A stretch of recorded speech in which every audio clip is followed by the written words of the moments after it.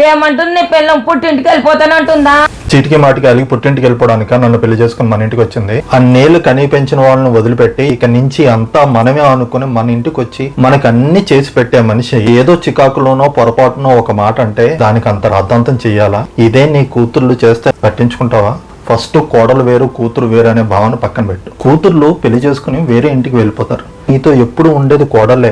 ఆఖరికి నేను కూడా పొద్దున్న ఆఫీస్కి వెళ్ళిపోతా, సాయంత్రం ఎప్పుడో వస్తా. తనతోటి నువ్వు గొడవపడి నువ్వేం సాధిస్తావు? తనేదో నీ దగ్గర నుంచి పెత్తనం లాక్కుంటుంది. భావన ఫస్ట్ పక్కన పెట్టకపోతే నువ్వు ఎప్పుడు తనని పరాయిదానిగానే చూస్తావు. నీ పిల్లలతో పాటు సమానంగా చూడు. నువ్వు చెప్పింది కరెక్టే. కోడలైనా కూతురు లాంటిదే కదా. అత్తమ్మా, అన్నం వడ్డిచ్చేసాను, భోజనానికి వచ్చేయండి. మీరు కూడా వచ్చేయండి. పొద్దున కోపంతో ఏదో అనేసింది లేవే. లేదు అత్తమ్మా, నేనే అనవసరంగా సీరియస్ గా తీసుకున్నాను. మీరు అలాంటి ఏం పట్టించుకోకండి. అత్తా కోడల్లో ఇలా అర్థం చేసుకుని కలిసిమెలిసి ఉంటే ఆ ఇల్లు స్వర్గంలా ఉంటుంది. లేదంటే నరకం ఎక్కడో కాదు, ఇక్కడే కనిపిస్తుంది. అండి మీరు చెప్పింది కరెక్టే.